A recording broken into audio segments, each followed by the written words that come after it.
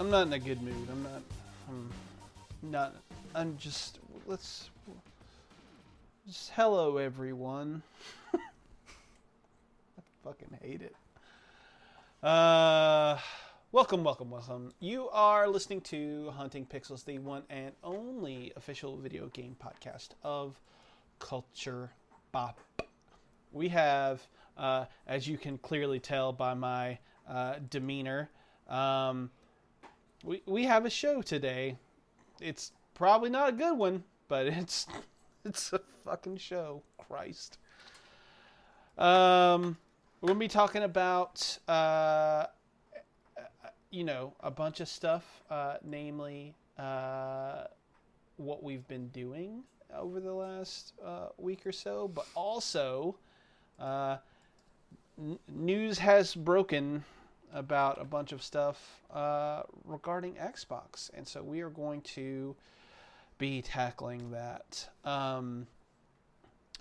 So I am your host, the one and only Bebop Man, Josh McMullen, and I am joined by one of my two co-hosts, Dylan Rubik's Cube Martin. Why are you a Rubik's Cube? That was the first thing I saw on my desk. Oh, you have a Rubik's Cube? I do. You don't strike me as the kind of person who would have a Rubik's Cube. Oh my god. I have a Rubik's Cube. I mean, that's not. It's not a bad thing. You just don't strike me as that kind of person. I do have a Rubik's Cube. Oh, okay. Not like it's not even like the traditional Rubik's Cube. It's like different, like more vibrant colors, more for speed-based solving. It's cute. Okay. So that's the first thing I saw. It was that or a beanie, and that didn't make sense. Well, you are Yep. a little beanie. Yep. You're a little bean boy. That's Vanilla bean. Frappuccino? Yeah. Yep. That's all Oh, sweet boy. drink. Sweet drink. I was going to ask you something, but I was going to ask you something, and then I reminded myself that is not really, I guess, applicable anymore. I was going to ask you how Starbucks is doing, but,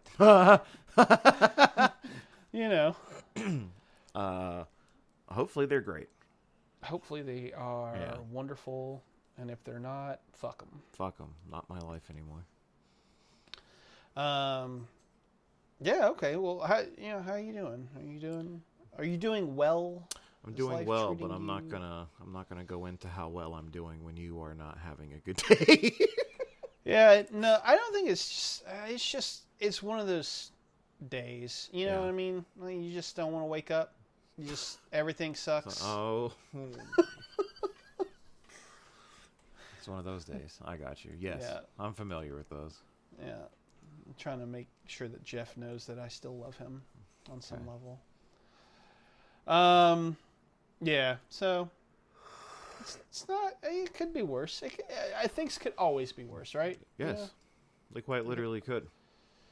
So I'm not gonna be too upset about a fairly benign day, I guess. So yeah. Cool. Well, I mean, let's get this fucking show on the road, man. I watched Lisa Frankenstein this week. Kayla and I went and saw this on Valentine's Day. Are you familiar with Diablo Cody or her work at all? Nope. And I'm pulling up what this even is. Okay. So Diablo Cody is a screenwriter. She really burst onto the scene with Juno back in, what was that, like 2006, 2007, something like that.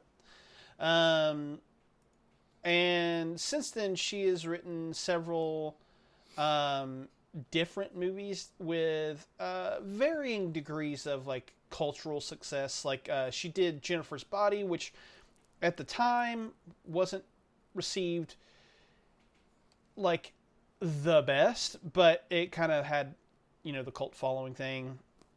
She did the movie Young Adult with what is his name? Patton Oswalt and what is her name? Oh God, I'm blanking. Blonde girl. She's Charlize Theron. There we go. So she did that. She's had like a relatively strong career, but like it had been a while since I had heard her name attached to anything. And so this was her first movie in a while for me.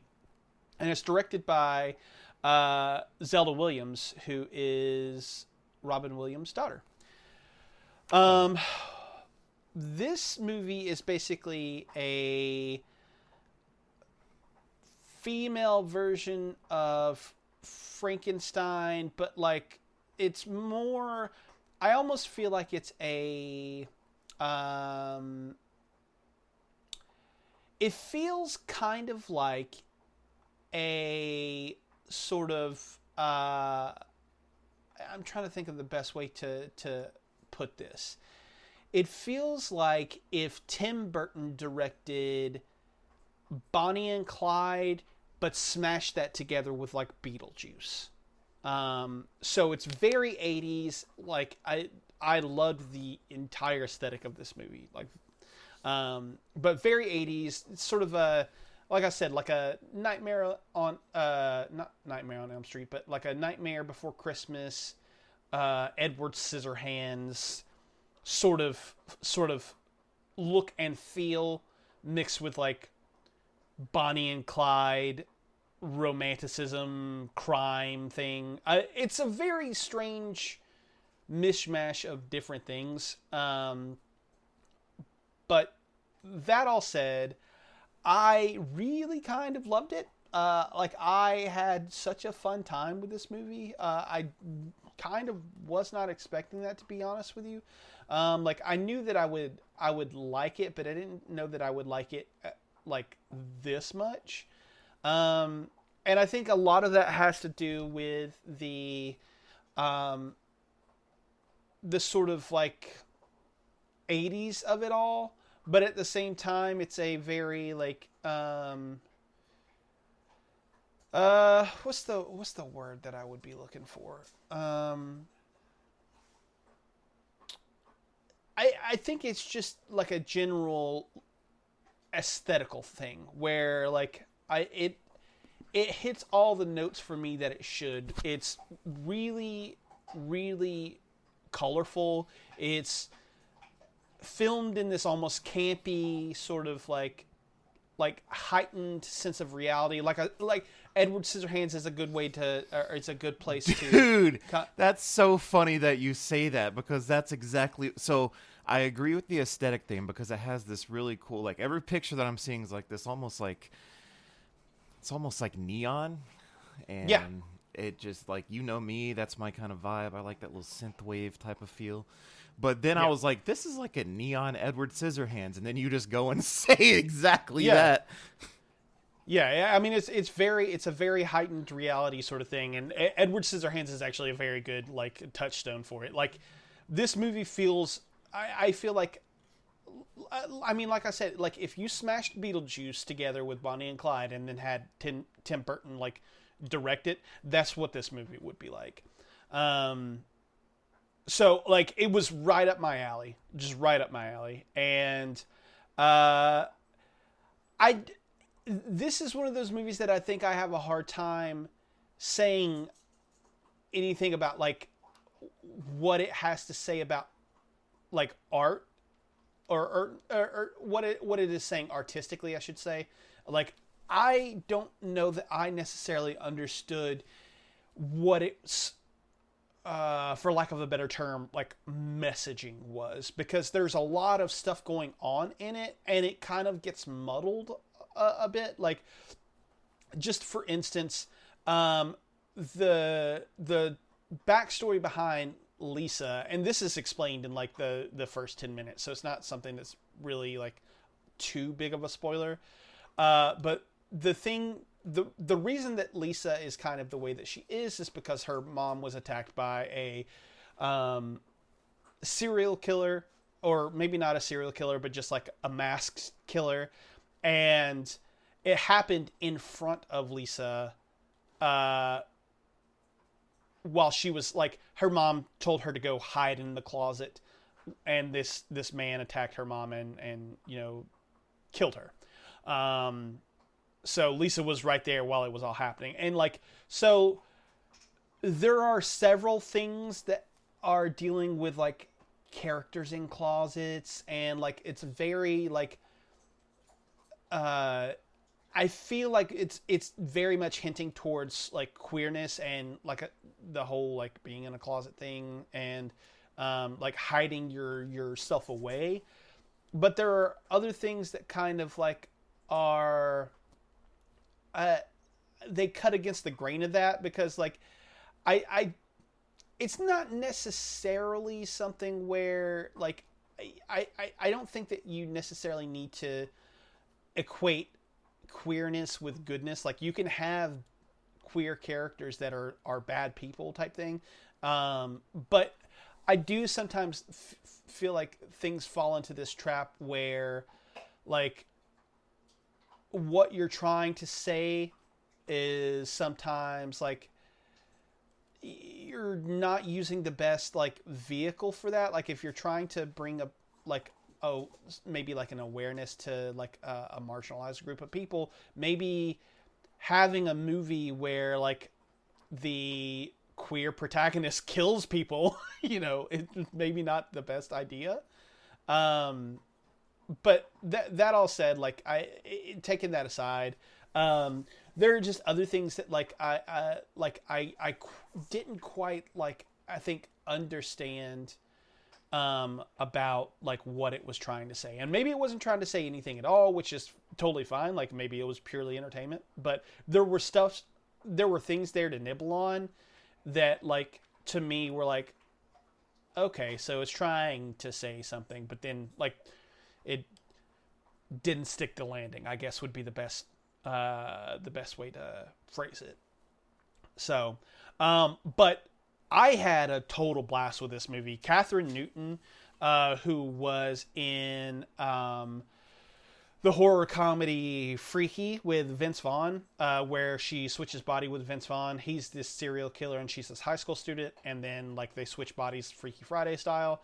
And so she's going around killing people. It's a very, very fun movie, and she's awesome in it. She is fantastic in this one. Like, she is just on the top of her game, I feel like. Which actually, you may actually know her. She was, it says here she was in Detective Pikachu. I don't know who she was in that because I've never seen that, but... oh, hold on. Was she the... Yeah, I guess she was only one of the only females in that movie, funny enough. That's crazy. Okay, I know who she is. Looking at her face, I didn't recognize her until you said that. Mm. Yeah, she was also in the Quantumania movie that came out last year. I didn't see that, so I don't fucking know. But she's wonderful. Like, she's a really terrific little actor, and like I loved her in this in particular. Like, she just nailed it. She was off the charts good. But Cole Sprouse is also really good in this, and I don't dislike him or anything like that, but like I've never really thought of him as something that was like, I've never really thought of him in those terms before, like trying to judge his acting, because he's just always kind of like, I don't know, there. I that's probably a bad way to phrase it, but like that's just kind of the way that I see him. And he's really, really good in this. Like, he really manages to nail like stuff with like, I genuinely think he may only have like one line of dialogue in the entire movie, and the way he's able to convey stuff just through like his like body and like facial expressions and stuff is really good. something I genuinely wasn't expecting. But honestly, the real star of the show for me was the sister character played by Liza Soberano. She, as much as I loved those two, she stole the absolute show for me. There was this line in the movie where Lisa's talking about her crush or whatever, and the sister character says, why are you into him, type thing. And Lisa goes, oh, well, he's so cerebral. And the way that the sister delivers this line is just impeccable. But she says, oh, so you mean like he's in a wheelchair? And my God. I died. I thought it was like fucking hilarious, and I've laughed about that line in my head like multiple fucking times. She really goes for it, and she's incredibly funny, and just she's very good. She's very good. I loved her in this. The only other thing I'll say is like the soundtrack to this is fucking incredible. It's just full of excellent. And when I say excellent, I mean like excellent needle drops. There's a Pixies needle drop that I was like, ooh, okay, because most of the times when you hear like Pixie shit, it is Where Is My Mind? Like that's the one that people know and whatever. But like this one was different, and I was like, okay, thank you for using something different, but also it kind of fits the scene. And there were like a bunch of like other 80s sounds in this, and like it was good. It was very good. Really enjoyed it. If you can go see this one, I would highly recommend it because it's so offbeat and very like it's got cult classic written all over it. Like that's what it's going to be. It's a campy movie that's a big homage to like not only 80s like horror movie and 80s cinema, but like it even goes back like even further than that. And I loved it. Very fun, very good. Just check it out if you get a chance. Okay. What have you been? Is there anything that you've been doing? Nope. I have been working my life away. So working my life away. Yep. Is that crazy? That's a song, right? 9 to 5. Yeah. Okay. Cool. Well, I guess in that case we'll go ahead. We'll just jump right into the topic. As we have been wont to do, we have talked a decent amount about the console wars, as they were, and there has been a lot of talk recently about Xbox and what their plans are and how they plan to compete long term with like the fact that they're losing to PlayStation and Nintendo and all of this stuff. And there were rumors that were starting to swirl a couple weeks back about what their plans were, and the fact that they were planning to bring more games to multiple consoles. And then this week we got their little podcast video thing where they kind of discussed what their plans were. And so I wanted to talk to you about that and sort of, maybe not necessarily give your thoughts, but like just, I guess, maybe try to figure out where we were with regards to our feelings on everything. So I guess the first thing to ask you is, what did you think of the rumors and how that would potentially like maybe affect uh, your views on the Xbox brand? I guess as like a business. Which rumor in particular? The fact that they were, well, I guess it's not really rumors now that they've confirmed it, but like the idea that they were bringing games to other consoles. What were your thoughts on that? Curiosity, but also, I mean, it's a driving sales factor, right? Like, I Yeah. mean, the more games you bring to more places, the more money that you make, inevitably, and the more advertisement for your brand overall. But then, you know, the games that were actually talked about being released to other places, or at least now the ones that we've been speculating, you know, there's going to be no games released within the past year, so take that for what you will. But it's like, because they're not going to start throwing all their first day launches at other consoles. They're not going to do that. But I don't know. It's like when they start handing out this candy, so to speak, is it really candy if it's like a little licorice whip? If it's not like one of your best games, then you know what I'm saying? Like, we're talking about now, Sea of Thieves is great. That's a fantastic game for crossplay and like building a huge, massive online community. That's awesome. But like, if you throw out little tidbits like Quantum Break here and there, like, is that really gonna drive your face value up any? I don't know, man. Yeah.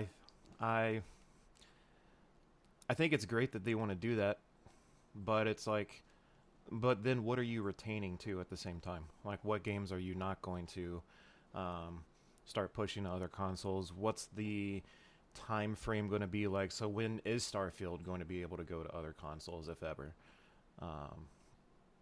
It's like, what kind of... I have a lot of questions. Yeah. Like, there's a lot of questions that came from this. Yeah, and I think that all of those questions are very... I'm trying to think of the best word to use here, but I think they're all very valid and good questions to ask.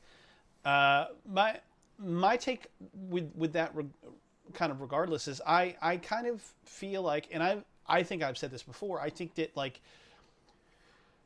in a way I think that it is very obvious that the business move or the reason that exclusives exist is for you to buy the box, right? Like that's their purpose. You need to have something unique to your platform. Otherwise, why would people choose yours over theirs?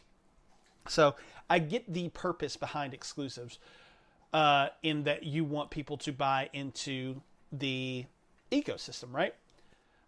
But at the same time, it kind of doesn't make any sense to me from a business standpoint if you want more revenue to just hold them exclusively to your platform. So I think to your point, it doesn't make a whole lot of sense to me to not put things like you said, like Starfield, everywhere, and that they're only going to be doing like... Look, you know, Sea of Thieves is a great idea, sure, but like at the same time, like, I mean, what exactly is it that you will be getting from Sea of Thieves in terms of like sales? Like, what is it that's going to be driving your bottom line forward? Because to me, it doesn't seem like there's much more that you could extract from that value wise. So what's the strategy there? You know, does that, like, what I'm saying make sense? So specifically, you don't see the value behind Sea of Thieves? Well, no, and, it's like, not that I expanding... don't see. I don't think I see necessarily the monetary value, right? Because Sea of Thieves is a free to play game on. Well, actually, I guess it's not. It is on Game Pass free, but I guess it is a situation where you would have to buy it on other consoles, right? Yeah, because Game Pass is free, and then but like if you buy, because I think it's on Steam, right? Or no? I believe so, yeah. so you have to pay for it there, and that's what I see. Like, if they put it to PlayStation, I mean, they're not going to let PlayStation take it a part of their little PlayStation Extra catalog or whatever. So you're going to have to buy it, and I think the want for it is there because it's a really cool game, and I think it would do well if the population online exploded. I think that'd be good. More people get access to it. I don't know how the Switch would handle it because that is a very demanding game. Yes, yeah, very demanding. But I mean, if make it look like Zelda Wind Waker and let people play. Oh God. But yeah, I mean, I think there's a little value there, but it's like that's not one of their. Well, I guess it is a flagship title for them. Yeah, it is, but I think the thing that like I guess I beat around is like I don't think it's going to drive the needle for them like in terms of like so you think Starfield would. Yeah, for sure. Yeah. Like people would have to buy Sea of Thieves, yes, but like are they going to really be getting a whole lot of revenue from people buying Sea of Thieves?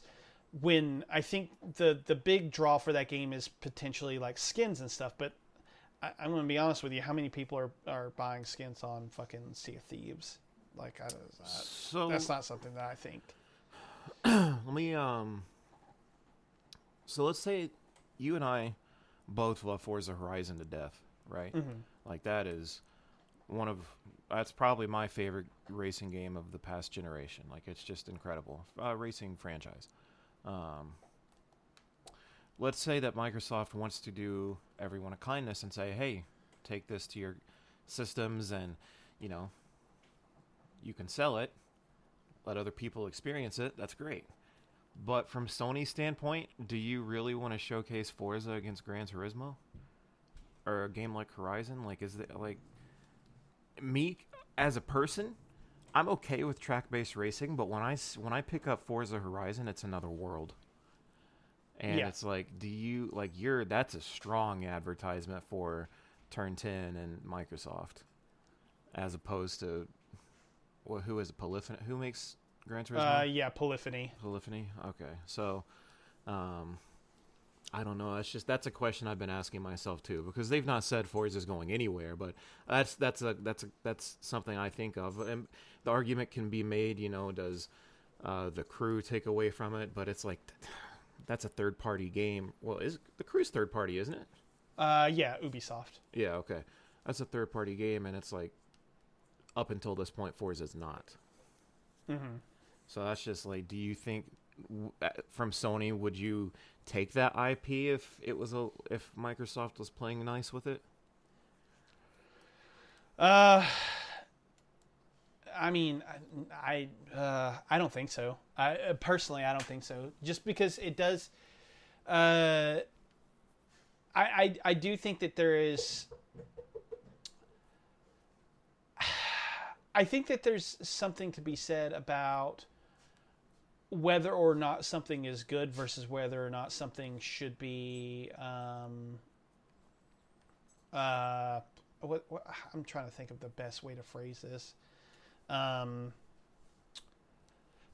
don't want to let your competition, I guess, have the access to that like would I guess show your weakness in that space, if that. Do you think that in itself is an admission of weakness from Sony if they didn't take the IP? Like, is it a damned if you do, damned if you don't situation? Yeah. I think it's very hard to say without a shadow of a doubt that, like, if we do this is good, and if we do this is bad type thing. I think it's very hard to choose, like, what route to take in that instance. And that kind of makes Microsoft look like the fucking powerhouse too, because it's like, hey, it's there. We're letting them take it if they want it. Yeah, that's wild, man. I've been toying with that a lot since that whole video, like just playing with that kind of thing and what IP. I don't look at it from the analytical side like someone like Justin would, but I like to look at it from the devil's advocate side of what IPs would they give away. Is it the admission of weakness if another competitor, I'm just gonna say Sony because Nintendo will take whatever, but it's like, how does that work, man? So I don't know. I've been having fun with that. Yeah, for sure. And I think to your point, with the whole admission of weakness thing, I do think that one thing that hasn't necessarily been talked about maybe enough with this is where when we get into the situation where, like, I think we kind of all, like, I mean, if we look purely at the numbers, we all kind of see that, like, okay, Xbox is the one who is weak here. Like, Xbox is the one who has to admit, like, that they lost and all of that stuff, right? But, like, where I'm trying to think of a good way to phrase this question.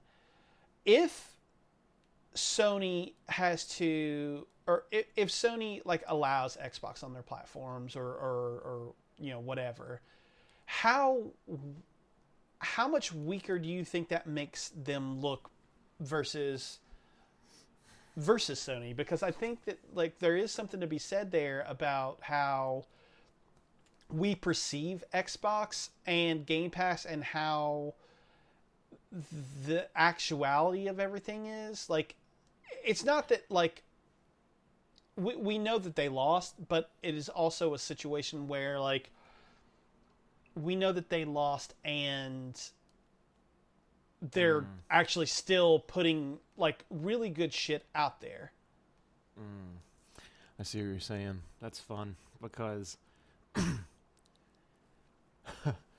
it's like, if these games are so good, why don't they just buy the Xbox and support that? It's like, but then Xbox just becomes like Microsoft just becomes a glorified publisher at that point, putting their games on other consoles. Yeah, exactly. That's crazy because, I mean, from that, just, I mean, a little bit of a toxic mindset, right? That's like, it's like, wow, Microsoft's struggling so bad they got to put their games on other consoles just to make it. Yeah. That's wild. I mean, I think I love the battle of admission of weakness here, right? Because at the same time, it's like, does that make them look strong? To me, it does, because they're expanding where their games goes, but then at the same time, like we were just saying, what's the point of owning that box if I can keep my PlayStation and play Starfield, whether it's release year, 2 years later, whatever. Like, I'll get it at some point. Yeah. Wow. I don't know, man. That's are we looking at them becoming just a glorified publisher and being a fucking middleman for all these giant devs? Is that what the Activision Blizzard thing was about? Let's just own everything and we'll start releasing games on other consoles. Fuck the box.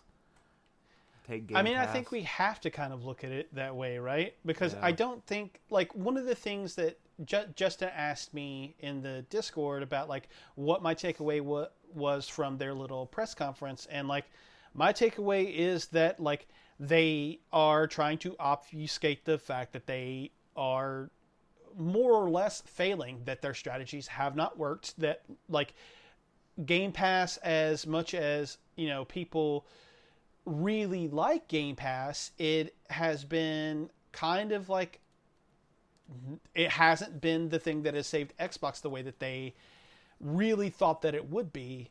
And this is them trying to save face, I think, in a lot of ways, saying, hey, we're still doing stuff. We still have a robust lineup of, you know, hardware that's coming and blah, blah, blah, blah, blah. And, like, to me, that didn't necessarily, like, ring true to me. Like, that felt like very marketing speak. Like, they were trying their best to kind of save face and, like, be like, oh, no, we're still in business, we're still good, when the fact of the matter is, like, I mean, Phil said it himself in that interview with Kind of Funny. What was it, like a year ago, 2 years ago, or something like that, where he was like talking about how,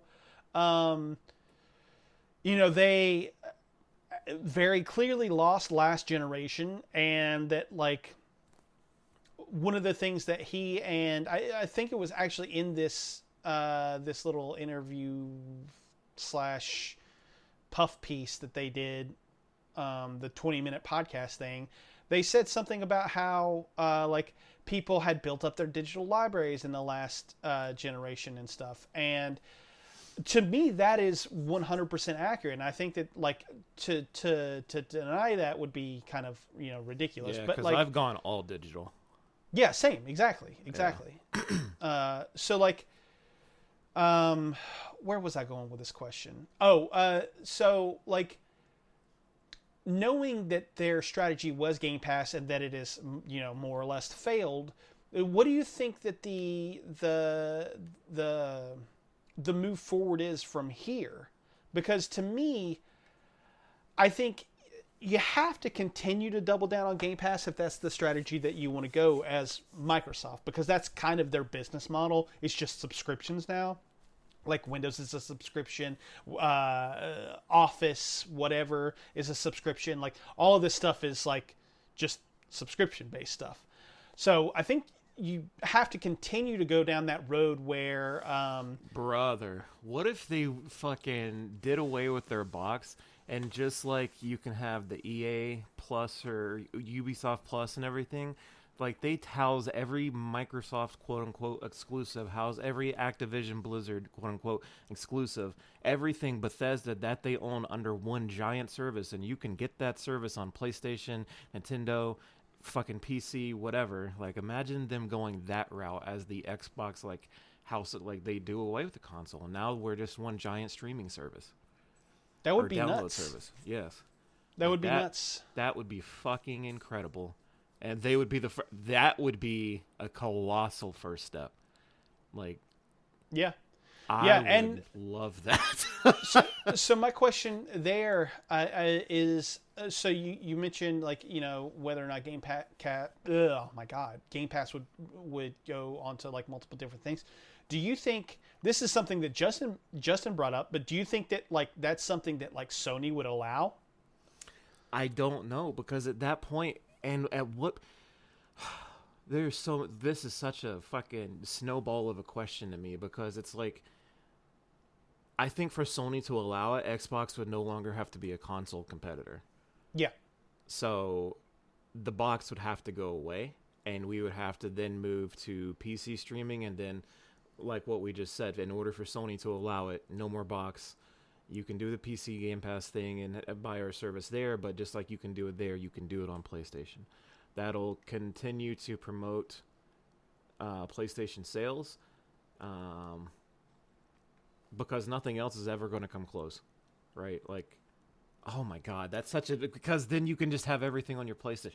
What the fuck is happening? Like, I'm just starting to, like, open a lot of different doors in my head right now, because even Phil said during the interview, like, he has a fundamental belief that console exclusives are going to come, like, a smaller part of the industry. And maybe that's true from his side, but that's never going to become a smaller part for Sony, because that's what they're known for. Yeah, 100%. I think that's 1,000% accurate. I mean, that actually brings up, I think, a very strong, like, question for me, at least. Do you see, like, in the future, like, okay, people buy the Switch for Switch games. They buy them for Nintendo games, right? Yep, Like, that's just what they do. People buy PlayStations, I think, for PlayStation games. Yep. So, given that, like, we are currently where we are in time, if Xbox goes away and decides that they're just going to be a publisher from now on, like, there's no hardware or anything like that, do you think that there needs to be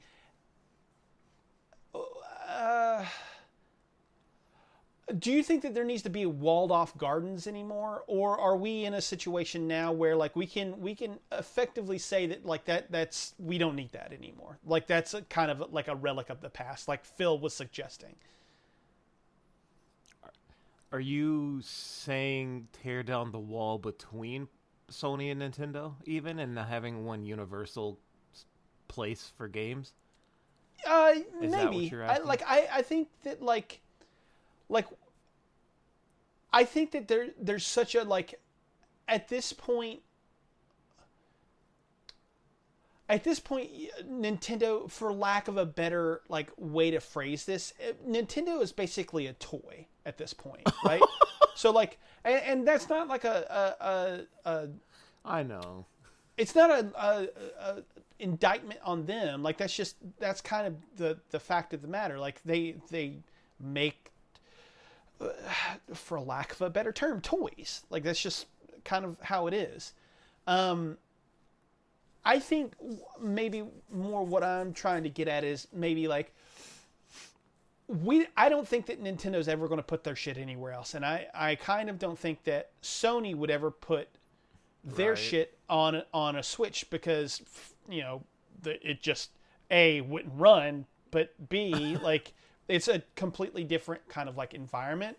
But more so like, what do we do? Do we start getting day and date games on PC with PlayStation? Do we maybe start getting day and date games with PC and Switch? Like, what do we?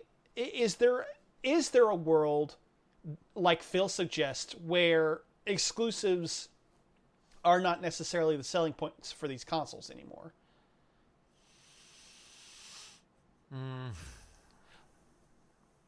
Or maybe like another way to phrase that would be maybe like, we know that, like I said, the toys thing with Nintendo, like if you're wanting like a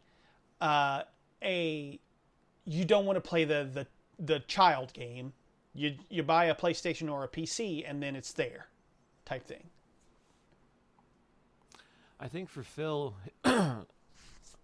he's running on a very short track with his exclusives, and I think that for him, console exclusives are going to be a smaller part of selling his games, because he's about to start putting them everywhere. So he's making that judgment himself. But like you said, Sony games are staying Sony, Nintendo games are staying Nintendo. And I don't know how at that point, like, I very much see Microsoft becoming a glorified publisher, putting their subscription-based service, we'll just call it Game Pass, through and through every single thing that Xbox owns on Game Pass. No more console. At that point, that seems like an easy call to me. Like, that seems like I feel like where we're going. Mm-hmm. But at that point, I don't know how you blur the line with Sony and Nintendo. I'm more acclimated to the feel of Sony PC. I'm not anywhere in the realm of that feeling with Nintendo PC. I feel like Nintendo will always be that company. Yeah, I think so too. I don't know how I know how they do it. They start letting PC pick up games here and there, but that's never ever been seen, I don't think, outside of emulators, which they hate. So to your question, I don't know how we blur the line from Nintendo to the rest of the world, whereas I see that becoming more of a thing, yes, for PlayStation to PC, PlayStation to Xbox, even Microsoft to fucking Nintendo I see, but I don't, like, Nintendo it's in a very finite corner by itself, and I don't know how we blur that line.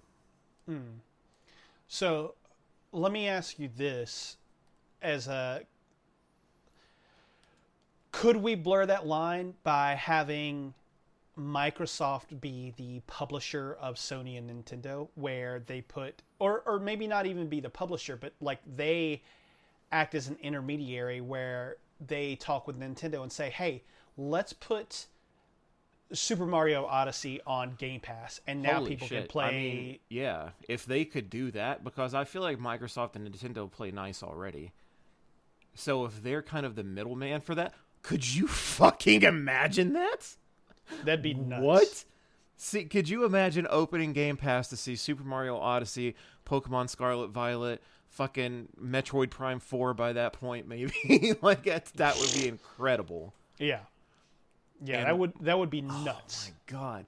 And it's like, but I think something important to look at right here, right now in this conversation is we're to the point in our lives. Josh, you and I have seen video games, not since their inception, but from one of the earliest memorable standpoints on video games, we can remember that. And it's been consistently the same pretty much throughout our entire lives. There's been a console, we buy it, we play the games, we get it for the exclusives. Another console comes out, it has cool exclusives, we buy it. I feel like now the paradigm's about to shift completely within the next generation or two, and we're going to see like the biggest shakeup that we've seen in our gaming lives, essentially, because I truly don't see Xbox maintaining a true physical box of any sort after another generation, maybe two. Yeah. I don't see that happening. And I never thought in my life back then that I would see the day where you and I are talking about Microsoft being the conduit for Nintendo's spread throughout other gaming milieus, like into Sony or into PC or something like that, by them being kind of the collector of Game Pass games and stuff like that. That's just a wild thing for me to think about, and to think that we're now here, because it is a possibility. The gaming world's about to change. It started with the Activision Blizzard finalization, if you ask me, because it's like, what can't happen at this point? Because that's such a big acquisition, man. And it's like, now that we see, the video that we saw, and he even saying in it that he doesn't see exclusives going to be a driving factor anymore. And it's like, that's kind of telling that he's about to, like, he's about to be Oprah, and just, you go to Starfield, and you go to Starfield. But I think it's kind of cool that we're in that moment, that we can kind of step back for a second and start like looking at everything from a panoramic and be like, look at everything happening. Yeah, it's kind of weird. Like you said, I don't think that this was something that, like, when I was playing games in the fucking 90s, right, that this would be something that like would ever even remotely be possible. Yeah, we had our Nintendo and our Dreamcast and our PlayStation, and we were set. Yeah. It's wild to think about. Things have changed so radically, even within just like the last couple of years. Yeah. It's cool. Like, I'm very, like, I want to live forever, right? Like, I want to see the world change, but I'm glad that something that I'm sure is going to continue on for generations to come, I'm glad that we got to see these foundational steps of what it will become and see the history of it unfold literally before our eyes. Yeah. Yeah, I agree. I think it's incredible. It's a lot of interesting stuff to think about and look at and process. Yeah. And it all comes down to Xbox made it happen, and they're the best out of everyone, so they won the console wars. I guess that's what it comes down to. They ultimately won. They've lost every generation, but they won.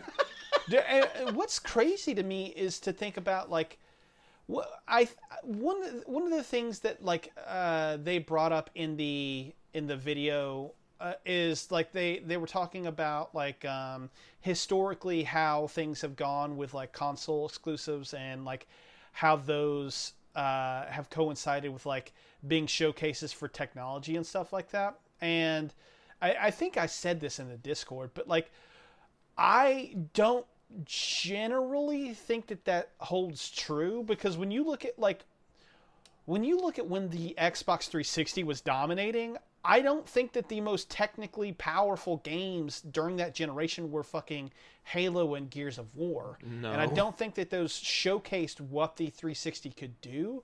I think that they were, I mean, for lack of a better term, like they were system sellers because they were good, not because they were technical powerhouses, you know? Yeah. I don't know. But interesting stuff all the way around. So, yeah, let's, I guess, do you have anything else that you want to pontificate on? Do you want to take a guess as to what the games are? We have to assume Sea of Thieves, right? Dude, like that's... if it's, and I hate, because Justin's right, and they said it's not going to be a game released within the past year, and if you look at it, Hi-Fi Rush has been out longer than a year, just by barely. Yeah. But I have to fucking think that it's Sea of Thieves, Hi-Fi Rush for sure. And I don't know where I heard this rumor from. I don't know if it's Austin just putting shit in my head, but I thought Hi-Fi Rush was supposed to be on the Switch at some point. And it would play super well on the Switch. I think that'd be a great showcase for them. Oh, yeah. I agree. I think that'd be a great Switch game. Yeah. Outside of those two, man, like, the reason I kept bringing up Forza is because it's Forza Horizon 5 has been a couple of years now. And I'm like, do they put Forza Horizon 4 on there? Showcase that? Let people buy 5?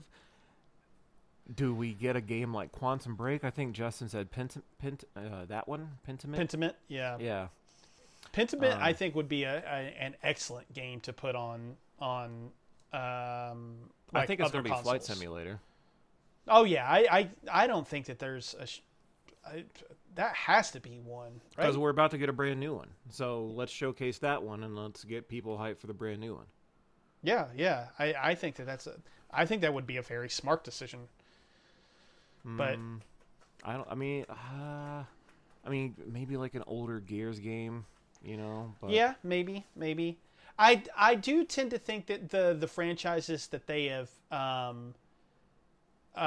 kind of built for themselves, like Gears, Halo, stuff like that, like I tend to think that those are things that they would want to keep behind their walled garden, because those are the games that you think of when you think of Xbox. Like, you know, Forza would be a good one, but like I do think that people associate Forza with Xbox, and I don't know why you would want to change how people view those. Yeah.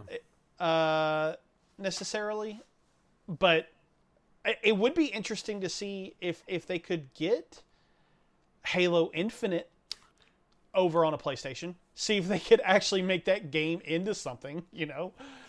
Just, if that is what started the Halo revolution and I could go back and fucking enjoy Infinite and they fix their shit, I'd be happy with that. I was just joking. I was laughing in the background because I'm just sitting here like, I got it. It's Minecraft. But it's already on every. Yeah, it's technically not on the PS5. It's only on the PS4. You're right, because they have Minecraft PS4 edition, but they don't have Bedrock edition or whatever it's called on the. Yeah, whatever the fuck it's called. Yo, that's this little sneaky thing they could do. Yeah. Good for them for doing that, and finally give me my 4K update, you cunts. That was promised I don't know how long ago. Yeah. So that's always a possibility. We'll definitely see. Like it. We're talking about, what did they say it was going to be here in the coming weeks that they were going to announce what the games were?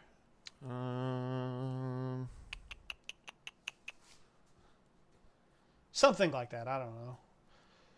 Yeah, I see ABK games are coming to Game Pass starting in March, starting with Diablo 4. I do not see what games will be like when they'll be announced. Okay. Yeah, we'll see. But yeah, I'm in a full agreement with you there. Do they? No, they're just kind of the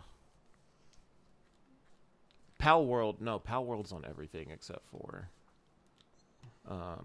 Switch and PS5. I was just trying, because they don't own Pal World, I don't think, but I was trying to figure that one out too, because if that came to PS5, that'd be pretty sick. But that's not their game. I don't know. We'll see. We shall see. All right. Well, let's go ahead and get to what we've been playing. I can talk about mine together. So if you wanna start talking about Helldivers. Yeah, man. Austin bought this. Austin Game Shares, with myself. So I was not going to buy this year, or if it was going to be like a half off sale at some point during the year. Just because it wasn't immediately on my radar because I was playing a lot of shit at the beginning of this year already. Like I was trying to balance Final Fantasy and Spyro at the same time because I wanted to platinum those 3 Spyro games. First one's down. But he bought this, the motherfucker, because now I'm completely distracted. So Helldivers 2, I'm going to be straight up. I did not know anything about the game going into it. I just knew that I watched some trailers and it looked really awesome. So I started playing it, and if this game is not the love child of Lost Planet and Monster Hunter, I don't know what else to believe, man. Because first off, Lost Planet's such an underrated game. Bring that shit back. But it's so much fun, and it's so tactical based. Like, it starts with this really beautiful and almost surreal cutscene that it's like, it'll have you questioning, is that a real person? But it's an advertisement for becoming a Helldiver. It's like, it starts off with this man talking about the most beautiful, like, imagine the 1950s style, like, house. Fast forward into the year 3000, like that kind of, just the family aesthetic. Like he starts talking about that, about having the ideal life, and then he's like, and then an alien comes and kills his wife and kid right in front of him, and he was like, your life falls apart or something like that. And then he's like, join the Marines, essentially. It's fucking crazy. And I was like, so this is the kind of game that I'm getting into. And it had me. I was like, I'm in. Because this is essentially, I said it's like a Lost Planet Monster Hunter hybrid, but it reminds me of a fucking Starship Troopers. Oh God. Yeah, I think that the like trailers that they showed during like the PlayStation Showcase or whatever were very heavily inspired by the Troopers. Dude, it makes me want to go back and watch that. I'm not going to, because I know what I'm getting myself into. But it makes me want to go back and watch that movie. Because it's like in the thing, it's like become a Marine, and it's like see new exotic life, and it's some 2-story tall fucking tarantula alien insect thing, and it's like. They shoot a rocket launcher at it, it explodes all over it. It's a really good introduction to the game, and then you get into the game, and again, mind you, I had no idea what I was getting into ahead of time. So I get into it, and I play by myself to start before I start looking for other squads to join. This is very much a squad game. You can play this game by yourself. I recommend you don't, if you know it's good for you, because there's a lot of aliens. There's a lot of robots. It is not fun to die a lot, unless you're with a squad. Because most of the time, if you're dying in a squad, it's because of friendly fire. We'll get to that in a little bit. What you're trying to say is that Austin is bad at the game and kills Austin you a lot? is bad at the game, but also the game sets you up for fucking failure with some of the abilities. So you get in and you have a basic loadout you can choose beforehand before you drop into the planet. So you can choose your primary, your secondary, a grenade, and then you can choose in like the ordnance you can call in. So I think that's one of the coolest things, because during the tutorial you learn that you can have these little perks that you can call in from your starship above you. And it can be like raining fire down, or it can be like like calling in like an ultimate weapon, like a machine gun or a rocket launcher or a sniper or something like that. But you put it in real time. So you bring up your little pad, and as you're like holding down, I think it's L1, like you have to put in up, down, left, right, like up, left, right, down, right, left. Like you have to call it in, and they have unique codes to themselves. And I was like, that seems annoying. But it's really not, because in the moment, it adds to the level of chaos and fun. So you have these things you can call down, different, I forget what they're truly called, but I call them ordnance packages in my head. So you can formulate what you have ready to go based on the playstyle that you want to break down with your squad. If you're just going in with some randoms, do whatever you want. But I think it opens up for so much fun squad play, because if you want one person to be designated as the replenishment ammo person, you can do that. You can call in like a supply pack backpack, wear it, your teammates can take ammo off of it. If you want to be the heavy ordnance person, you can put like airstrikes in, like a Predator missile almost, but you don't guide it down. But that's just like, imagine the power of that. Like you can call in a machine gun that you can carry around. And then you have like these different, but all of these, I'm saying you don't have to be that. You can combine it all to make like a universal trooper loadout. And that's what I feel like most players do. But I think just the fact that you can customize how you play like that is such a fun and inspired idea. But all that aside, you get into the game and you put boots on the ground. So you start in orbit and you have two sides of the war you can go on. You can go and fight the automatrons, the robots, or you can go and fight the insects. The robots are for the real people, the real soldiers. I do not go to that side because it's scary. I go fight the insects where it's peaceful. Get to the robots in a minute. So you choose a mission from overhead. So you choose the system that you want to go into and one of like 5 different planets that people are currently working on. You're working as a collective group all across the world to take over this planet from aliens. And you have different points, different missions that you can drop on these planets, and you get to spend like 35, 45 minutes with a timer counting down on these missions, doing the core objectives, doing additional objectives, finding different like samples and resources throughout the map, and just working as a team to get them taken down. And that's super fun, man. And then you go over to the automatron side, and you want to kill yourself because it's the same thing, but now you have metal robots running at you, as all robots are metal. But now you need like armor piercing. They're super strong. They're firing back at you. It's coming in mass waves, like mass waves. And it's just absolute brutality, but it's the same thing. Boots on the ground with different missions to accomplish. Working as a collective on that side of the war too, trying to liberate these planets, so on and so forth. The difficulties, so you start out on like trivial, and if you beat a trivial mission, you unlock easy. If you beat easy, you unlock medium to challenging, so on and so forth, up until I think it's extreme, or no, I think it's Helldivers, the last difficulty. It gets hard, man. And I'm glad that you can kind of customize which difficulty you want to play on, because for now, we're just kind of vibing out with it. Battle passes are very much part of the game, but if I'm not mistaken, once you have the battle pass, it's yours to keep until you finish it. It does not go away. So kind of like the Halo Infinite battle passes? Yes, okay. If I'm not mistaken, that's how it goes. So there's a free one, and the free one, dude, is massive. Like, it's the size of a normal battle pass. The premium one is like 3 additional pages. Holy fuck. Yeah. So the free one, you can get fucking everything, dude. And it's awesome. And then there's like different customization options for your Helldiver. You can customize helmet, your like body armor, and your cape. The microtransactions in the game are stupidly cheap. I spent like $5 just to say I did, and I got a full armor set out of it. Like, oh goddamn. Yeah, it's crazy. So good for them. But the game is just a ton of fun, man. And the squad play, I go back to it to kind of end this out. It's the most fun that I've ever had since like peak Destiny games. Oh hell yeah.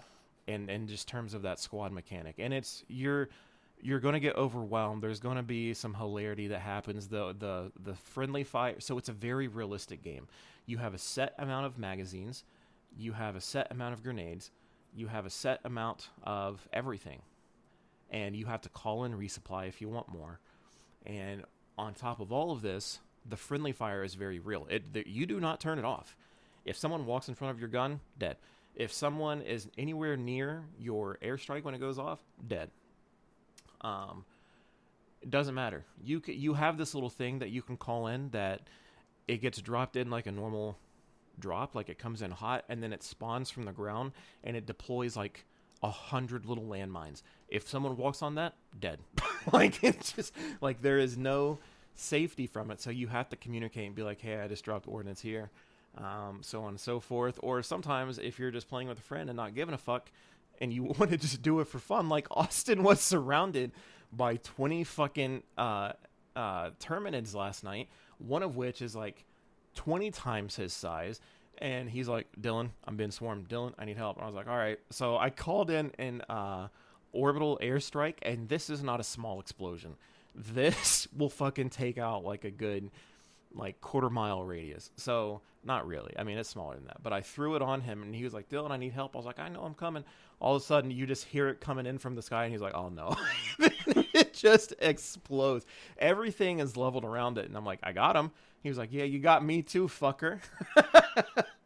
But it's fun, man. It's a very fun team-based game that just kind of promotes really intuitive squad play, and it just gives you a lot of laughs.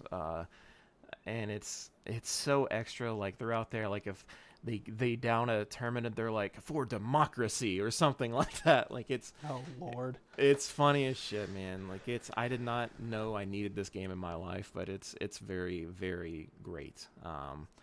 I jokingly said it's going to be my game of the year. I don't know if it's a joke because I'm playing the shit out of it. I cannot stop. It's a lot of fun. I recommend it. Hell yeah. Yeah, I don't know. I may or may not get to it. I played the first one for like a hot minute, and it was fucking hard, dude. Actually, this one's a first-person shooter, basically, right? So it's a third-person shooter, but like as you're shooting, and that's another thing I didn't even get into. Like, the shooting in this game, if you're moving, your crosshair is not where your crosshair is at. It shows you your crosshair, but then there's another circle floating around it showing how erratic your aim is actually going to be. So you have to slow down or time your shots perfectly. But it is a third person that you can, when you scope in, it goes first person, but only in that moment. It's kind of like Fortnite with the modded scope. Okay, I got you. Yeah, all right. So the first one was a top-down kind of like bullet hell. So I'm definitely curious on this one. Yeah, nothing like that. It's crazy. And then I thought I remembered the first one being drastically different, and I'm glad I didn't play this one. And this is my first introduction to the series because this is a format that I'm way more acclimated to. Yeah. So we'll see. That, like I said, that first one was fucking tough as nails. So that's why I haven't even remotely given this one. Yeah, I feel that. Even a passing glance. Also, I know that Final Fantasy is coming here in 2 weeks, and I'm like, I'm preparing for that. So actually, not 12 days. Oh, fuck, don't tell me that. Yeah. Anyway, what Final Fantasy? What? Yeah. Speaking of which, I'm kind of going through the pixel remasters right now and trying to platinum them. I am very close. I think I'm on the final dungeon of 3. If I'm not on the final dungeon, I'm on like the second to last dungeon. Like, I'm very far in the game. But I've just kind of like made my way through all of this, and have been playing, and I finished 2 not too long ago. And I know I think it was, I can't remember if it was last week or if it was like 2 weeks ago, but I know that I talked on the last show that we did about playing Final Fantasy 1 and how it was kind of like therapeutic almost, with how much, like, I have been just kind of like turning on a podcast and like doing things and like not necessarily paying attention to the story, but having it there like as a sort of like way to I don't know, like these have been like, I'm not paying attention to the story, but it's there, and whenever I do pay attention, it's like, oh, cool, like I'm paying attention to this now, sort of thing. And 2 is very strange because 2 is you can see where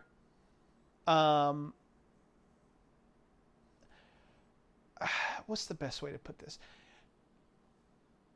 I see so many interesting things that came from 2 in many different games. Like, there is a password system in 2 where, like, you have to memorize these kind of like keywords in order to be able to like progress the story. It maybe not. Maybe you don't have to do that. But like if you want to learn more about the world and all that stuff, you have this sort of, like I said, password or keyword system where you go around and to get more information from things or from people about like what's going on in the world, you have to use these special like codes.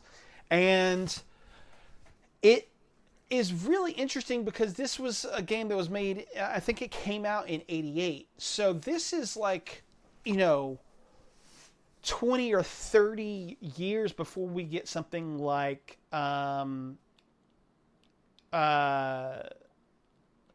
any sort of like not dialogue system, because dialogue systems are a little bit more different than what this was, but like you're getting this system that is very like very, very ahead of its time. And you look now and you see shit like what like Telltale was doing, where like you have these sort of like keywords or like actions that were taken that sort of like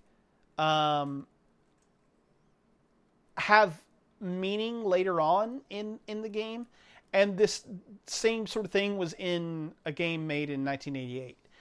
Or if you wanted to go like a different route, I'm relatively sure I'm not making this up, but it was like Oblivion, where basically the way that things worked is you leveled up a skill by like doing it more often. Yep, so like if jumping, you wanted running. to grow your strength or whatever, like you would just swing your sword more. And that same exact system is in Final Fantasy II, which is, again, like Oblivion was what, 2006 maybe? Yeah. And so you're looking at least a 26-year difference between Final Fantasy II and Oblivion, which is like maybe the most well-known example of that sort of thing happening, which is kind of fucking crazy. But with all of that said, I liked the stuff that it was doing, and it was interesting to see that stuff in action well ahead of its time. But in the context of the game itself and everything that the game was doing, it did, I'm not gonna lie, get a little bit annoying sometimes, because like the way that some of the stuff works is really kind of obtuse. Like if you want to raise your HP, you have to take damage in battle, which kind of doesn't make sense in a way. Like that should not be how those two are tied together, I don't feel like. I mean, maybe I'm fucking wrong and stupid, but like intuitively that doesn't make a whole lot of sense. But so like there's that, but alongside that there's stuff that just like to me didn't like, it wasn't as fun as just progressing the way that like you would through a normal RPG. Like I didn't like having to grind for like 3, 4, 5, 6, 7 battles to raise my strength by like 1 point, like that just is like, tedious and not fun in the way that like I think they probably had thought that it would be. And it's not a bad system per se, but it's just in the system that they built, like there could have been maybe a better way to go about doing that. So it wasn't bad. It just was a little frustrating in some ways. But the story in 2 is way more robust. Like it's still kind of bare bones in like we don't like when we think of stories today, like we think of like, The Last of Us and stuff like that. And like those are kind of like almost like standard bearers for what's going on. But like compared to 1 where like you don't get any sort of backstory on any of the characters, like it's just a sort of like you wake up in this kingdom and like you are the chosen ones and it is now your turn to kind of like go out into the world and like protect it from evil. This one is like talking about war and how it affects children and like how like children are wrapped up into the like I don't even know what the word I'm trying to say. Like how they're basically thrust into the world of war. Like, and it's just kind of like, shit, and it's very interesting. It's a very like big step up from 1. And originally I'd wrote in my script, and I think that like this has changed for me. Originally I'd wrote that I think that 2 is significantly better than 1. I don't think that it's better. I think that it's different. And because of that, like I'm more inclined to like it because it is like I feel like a very strong move forward for the series in that it tries new things and doesn't really like rest on the laurels that it had from the previous game, but at the same time it didn't all work, and it's maybe a worse game because of the things that it tried than the first one. I still really enjoyed my time with it, but like it's a very different beast. It's a very, very different beast. I'm playing through 3 right now, and I know I talked on our Game of the Year episode about how much I loved fucking Final Fantasy V and like all of the things that it was doing that were interesting and different. And 3 is kind of the precursor to that. 3 in a weird way falls back to kind of like what Final Fantasy 1 was, wherein it has a more simplistic story. But it is, and there are other things too, like there's more of a traditional leveling system where you gain levels and then your stats increase, that sort of thing. But there's a little bit more of a, interesting and,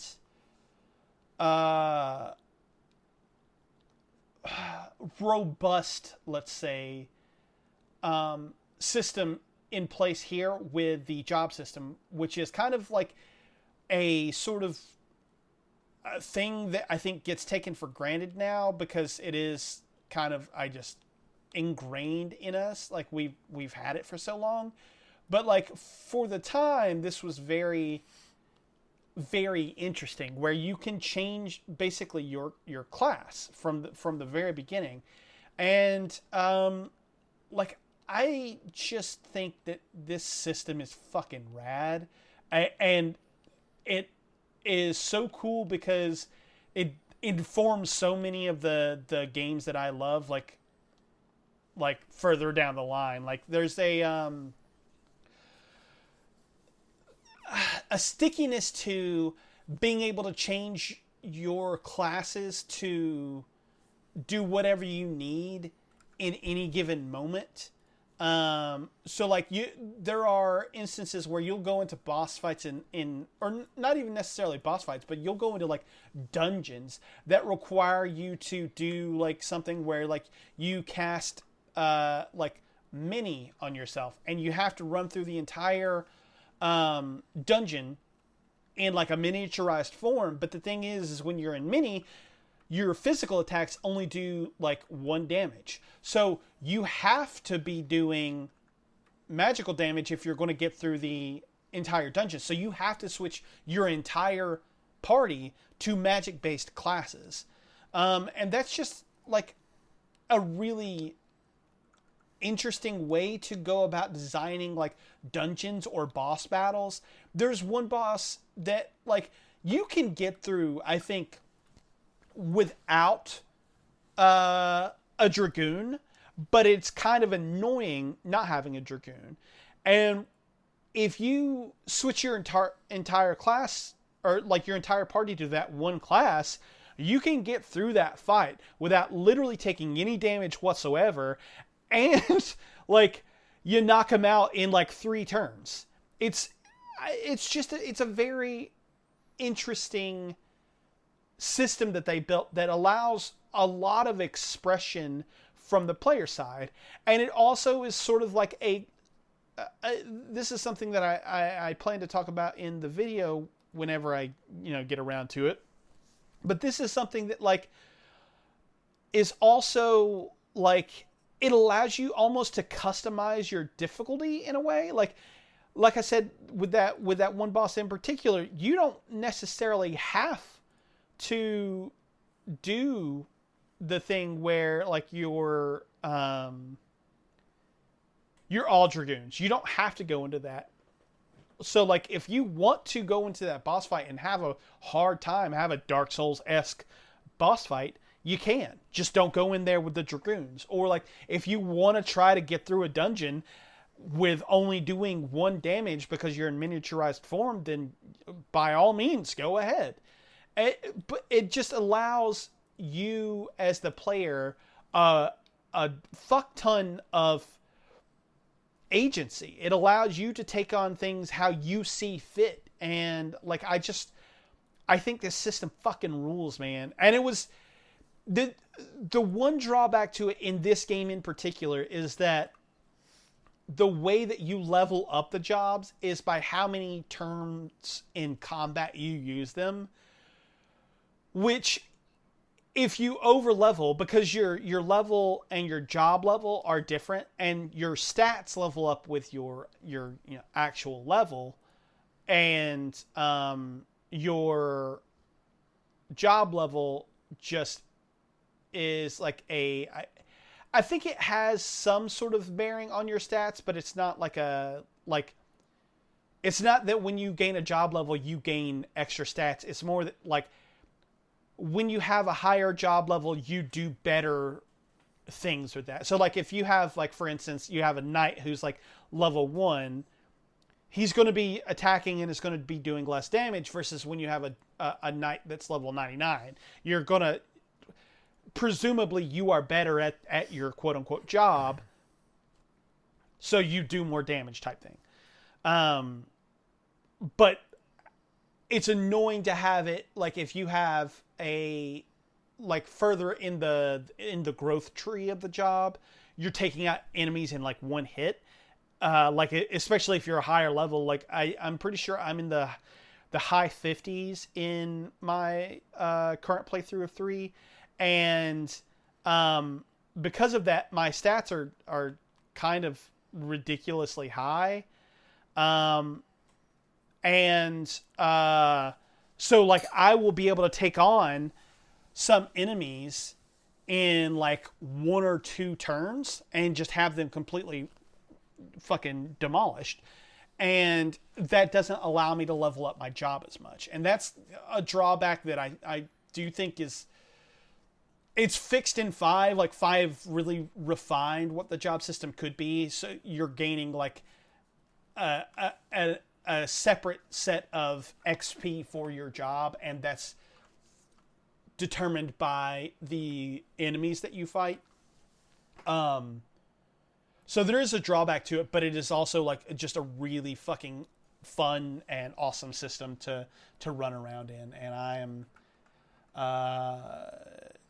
I'm very much enjoying my time with these games. I really, really fucking am digging playing through these old games, especially the ones that I haven't played to completion before. Like, I had played 1 and 2 on the PSP, but like they felt very different from the Final Fantasies that I was used to. They even feel like significantly different compared to 4, which was like, in terms of development timeline, it was like 87 and then like 91, I think, when it might have even been 90. But like, that's what, a 4-year gap between the 4 games, and like even just within that 4-year gap, 4 feels like a far cry from 1 and 2. And I'm really enjoying these games that I've never played to completion, or in the case of 3, I've never played it at all. So yeah, it's good shit, man. I'm really, really fucking digging these games. And now the big bad one's coming out in 2 weeks. Yep. And I don't know how I'm going to react, because I'm very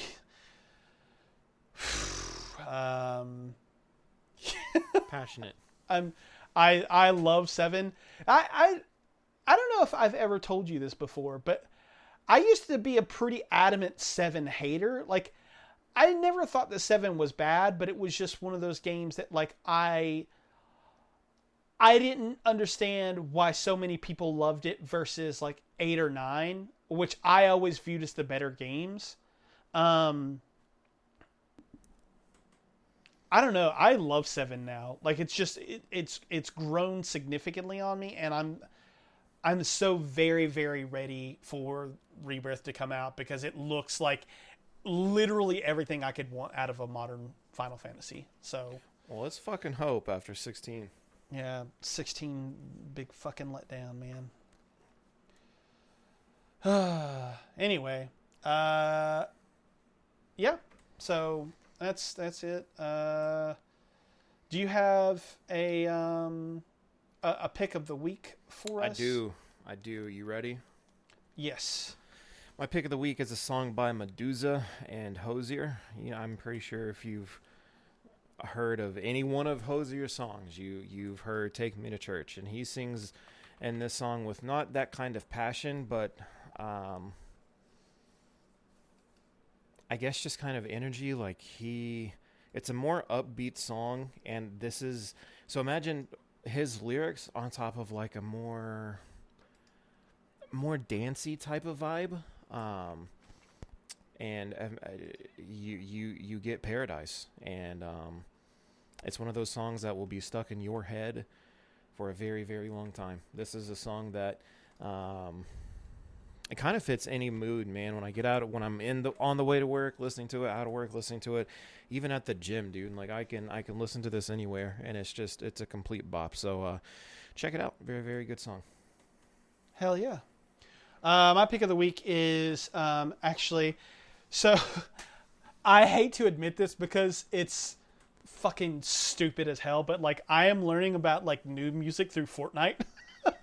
Oh, okay. That's not bad. Yeah, I mean, it's not bad. It's not bad. If you can discover new music anywhere, that's a great thing. And Fortnite's doing it? Hell yeah, dude. Yeah. So there was an emote that dropped the other day called No Cure. And yeah. And so I was like immediately into the song, because I was like, this is catchy. I like this, or whatever. And so I searched for the song, and the song is called Cure for Me, from the artist Aurora. Yeah. Now, I have a real quick anecdote about her specifically. I had no clue at all who the fuck this was when I found out the song. And then I saw her face, and I was like, oh my God, she's that weird girl who was like promoting the that game company game during the I think it was like the Game Awards or Summer Games Fest or something like that. And I was like, what? This fucking random ass person who, when I was watching the announcement of this game, just happened to come out. And I was like, who the fuck is this? Why is she promoting this game or whatever? And then, yeah, turns out that she wrote this fucking cool ass song called Cure for Me. And, Yep. yeah, so have you listened to more of her music? I have not. Please go listen to Runaway. Okay, that's going to be my next step. It's literally her number one most played song. I guarantee it. But it's just, she's beautiful, dude. Like, her voice is almost magical. Like, it just, oh my god, just listen to that song. Yeah, I love her voice. Like, she's got a very distinct dialect, I guess, would be like you don't hear voices like hers, and like the backing track to that song is just very catchy. Yeah. It's an earworm, man. I'm digging the hell out of it. So It's one of those songs, like, if you're just standing up, you're gonna move. yeah. So That's good, dude. Runaway's different. I will say that. Runaway is not an uppity song. Okay, that's what I was I was about to say. What's the name of the other song? But okay, cool. Yeah, it's Runaway. Runaway. It's All right. but how you I just later today when we're off the podcast and we go do our own things. If you listen to it, text me how you think it is. Okay, yeah. I'm actually I'm gonna pull it up right now. It's angelic, I think is a good word for it. The top comment on this video for the Runaway song is Aurora at 11. I wrote a song. Me at 11. Why is the moon following me? That's funny. But okay, cool. Yeah. Well, that's it for us over here. Do all the things. You know where to find us. Yeah. Bye. Keep your eyes out on the YouTube channel. I'm thinking that I'll have this video done pretty soon. I don't know if it'll be out before Final Fantasy VII Rebirth, but I'm hoping to hit it around the same time. So Ooh, that'd be juicy. that'd be nice, but we'll see. So yeah. All right. Well, that's it for us. That's the end of the show. So until next time, goodbye.